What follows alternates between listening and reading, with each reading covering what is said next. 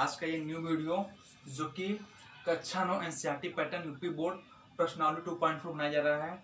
ये बहुत ही इंटरेस्टिंग, बहुत ही अच्छे चैप्टर है, बस आपको ध्यान से पढ़ना है। ठीक है, अगर आपको चैप्टर लगाने मजा आएगा तो बहुत बस गुणनखंड करना है, कुछ नहीं करना है, बहुत ही सिंपल है। ठीक है, तो चलिए देखते हैं। तो इसमें जो क्वेश्चन नंबर 1 दिया है, उससे पहले मैं आपसे एक रिक्वेस्ट करना चाहता हूँ, अगर आप मेरे चैनल को सब्सक्राइब नहीं किया सब्सक्राइब कीजिए।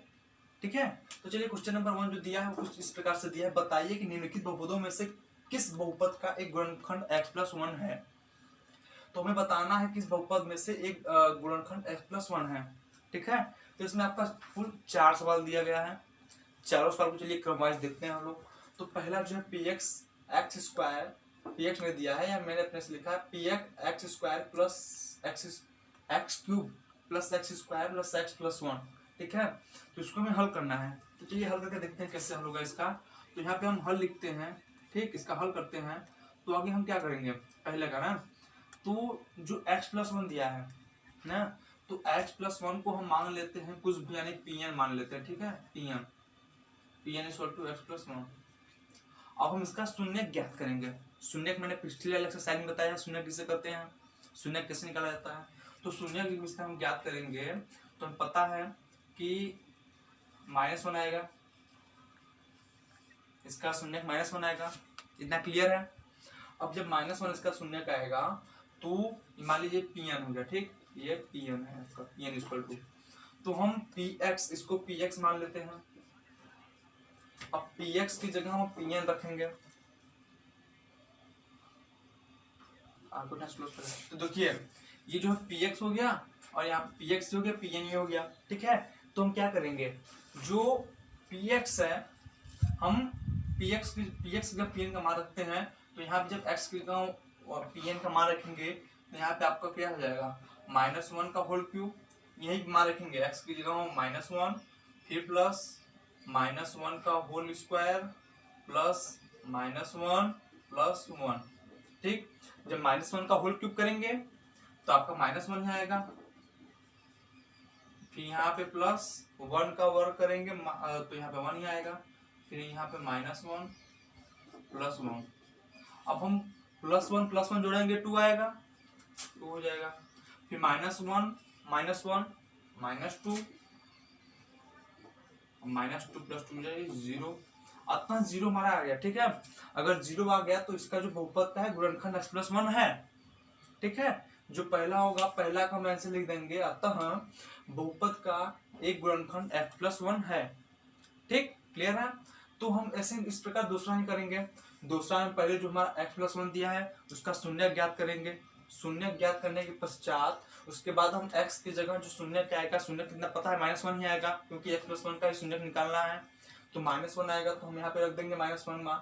ठीक है, x की मान रख के जो याद करेंगे, अगर आपका अगर शेषफल 0 आएगा तो शून्य, शेषफल अगर 0 है तो गुणनखंड होगा, अगर शेषफल 0 नहीं आएगा तो उसका शून्य नहीं होगा, उसका अथवा नहीं होगा गुणनखंड। ठीक है, तो इसी प्रकार तीसरा भी होगा x⁴ + 3x³ + 3x² + x+1। ठीक है, उसमें भी शून्य निकाल कर लेंगे।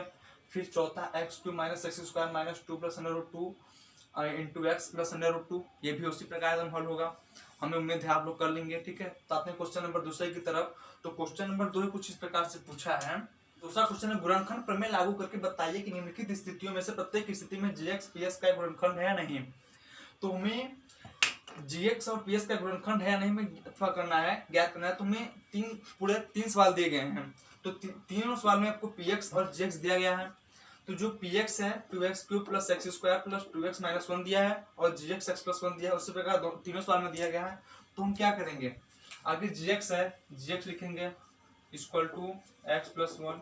तो इसका जब हम शून्य ज्ञात करेंगे, तो शून्य ज्ञात करेंगे तो हमारा क्या होगा, तो हमें x = -1 आ गया। ठीक, ये -1 आ गया, इसका -1 शून्य है, तो -1 आ गया, तो -1 का मान हम इसमें रखेंगे px में। तो px में जब -1 का मान रखेंगे, मान लीजिए px, ये px है तो ये pn होगा ना। तो हम जब रखेंगे px में gx का मान रखेंगे। ठीक है, तो जो हम px में gx का मान रखेंगे तो क्या होगा, देखते हैं ये। तो हमारा 2 - 1 का वर्ग प्लस -1 का वर्ग -2 इंटू -1 प्लस -1, ठीक है।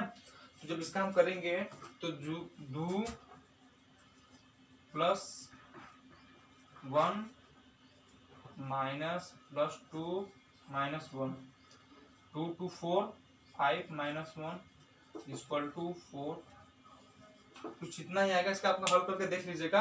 अगर यहाँ पे अगर 0 आ जाएगा, ठीक है, अगर 0 आ गया तो इसका जो गुणनखंड होगा, अगर 0 नहीं है कुछ उसके बजाय कुछ और आएगा अंक, तो उसका शून्यक नहीं होगा, इसका मतलब गुणनखंड नहीं होगा, ठीक है। क्लियर है। तो आपका क्वेश्चन नंबर 2 भी है। दूसरा भी इसका px है x³ + 3x² + 3x + 1 है। इसका जो gx है वो x + 3 दिया है, इसको देख लेंगे। और फिर जो तीसरा px = x³ + 4x² + x + 6 है और gx x - 3 है, इसको भी आप हल करके देख लीजिए। इसका आप शून्यक ज्ञात कर लीजिए, फिर इसमें मान रख दीजिए। अगर 0 आ गया तो हो जाएगा ना। अगले क्वेश्चन नंबर 3 की तरफ देखते हैं। ऐसा दिया है कि k का मान ज्ञात कीजिए जबकि निम्नलिखित स्थितियों में से प्रत्येक स्थिति में x - 1 px का एक गुणनखंड है। क्या है? गुणनखंड है। एक बार फिर से क्वेश्चन ध्यान सुनिए। k का मान ज्ञात कीजिए जबकि निम्नलिखित स्थितियों में से प्रत्येक स्थिति में x - 1 px का एक गुणनखंड है।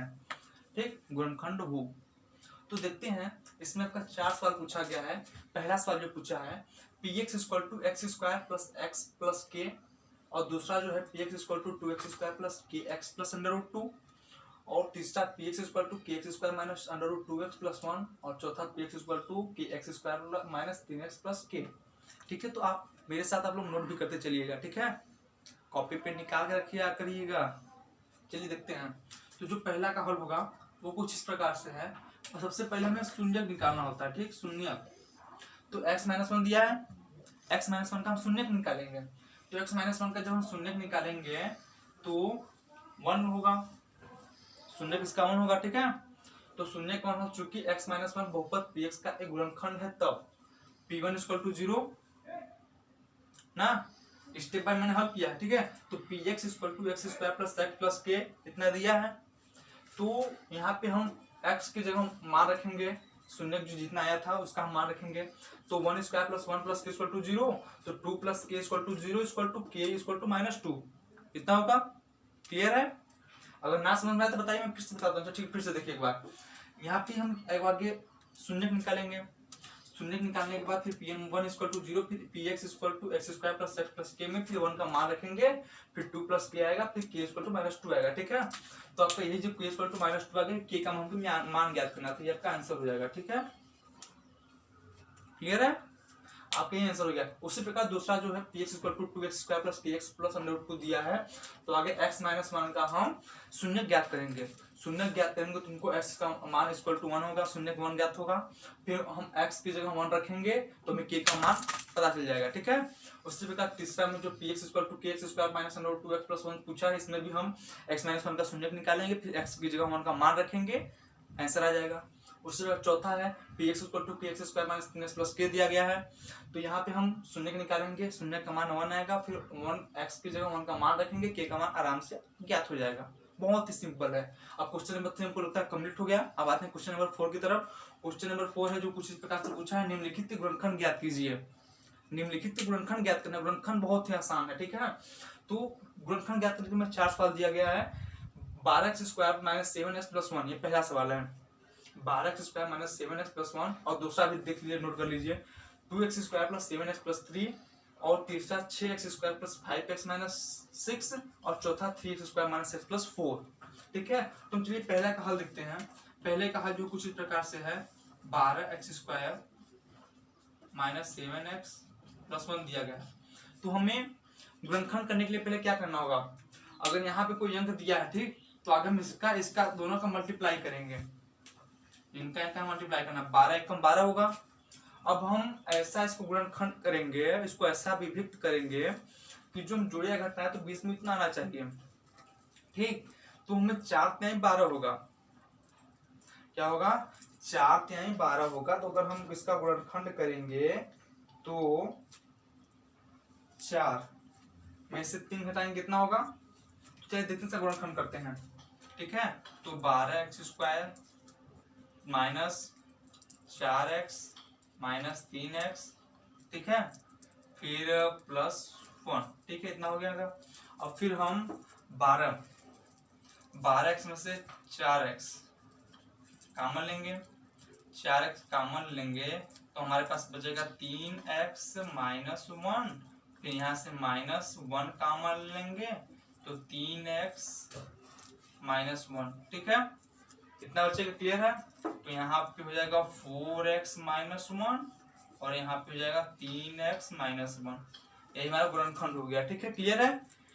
उसी प्रकार दूसरा भी हमें 3 2 जा 6, अब 6 का ऐसा हम उसको विभक्त करेंगे कि जोड़िया घटाएं तो 7 आया। ठीक है, क्लियर है। गुणनखंड बहुत इसी तरह गुणनखंड होगा जिसमें मैंने पहला बताया। उससे जगह तीसरा जो पूछा है 6x² + 5x - 6, उसका भी गुणनखंड उसी तरह बहुत आसान है। आप इसका मल्टीप्लाई करेंगे, फिर ऐसा इसको विभक्त कीजिए कि जोड़िया घटाएं तो 5 आना चाहिए। ठीक है, उसी प्रकार चौथा भी 3² - x + 4 है, उसका भी उसी गुणनखंड करेंगे। बहुत ही सिंपल है। और क्वेश्चन नंबर 4 में लगता है कंप्लीट हो गया। क्वेश्चन नंबर 5 की तरफ चलिए देखते हैं बच्चों। चलिए देखते हैं क्वेश्चन नंबर 5। तो क्वेश्चन नंबर 5 कुछ इस प्रकार से है, निम्नलिखित गुणनखंड ज्ञात कीजिए। जिससे क्वेश्चन नंबर 4 था सेम टू वैसा ही है। ठीक है, तो हमें कुछ क्वेश्चन दिए गए हैं, क्वेश्चन 4 दिया है, उसका हमें गुणनखंड ज्ञात करना है। ठीक, तो गुणनखंड ज्ञात करना है तो पहला क्वेश्चन दिया है x³ - 2x² - x + 2। हमारे आवाज को स्पष्ट सुनिए। ठीक है, और दूसरा x³ - 3x² - 9x - 5 नोट करते चलिए सभी लोग। और तीसरा x³ + 13x² + 32x + 20, फिर चौथा 2y² + y² - 2y - 1। ठीक है, तो हम चलिए पहला करते हैं, पहला का हल करते हैं। ठीक, तो पहला का हल करने के लिए हम क्या करेंगे, आगे माना px = इतना दिया है, इसको हम px मान लेंगे। ठीक, इसको हम px मान लेते हैं। ठीक, तो px = x³ - 2x² - x + 2। ठीक है, क्लियर है। तो px का अचर पद 2 है, इसका जो अचर पद है यहाँ पर 2 है, देख रहे हैं, यही अचर पद इसका 2 है। ठीक है, तो इसलिए 2 के गुणनखंड +-1 तथा +-2 होंगे। इसका जो होगा गुणनखंड 1 और 2 होगा। तो हम अब p1 = एक बार 1 रख लेते हैं, तो p1 रखेंगे तो 1³ - 2 1² - 1 + 2 होगा, = 1 - 2 - 1 + 2। तो माइनस इससे ये कट जाएगा और 1 से 1 कट जाएगा, p1 = 0 बचेगा। बहुत ही सिंपल है। हमको उम्मीद है कि आप लोग का होगा। इस तरह आप दूसरा तीसरा चौथा गुणनखंड कर सकते हैं। आपका एक्सरसाइज कंप्लीट हो गया। ठीक है बच्चों।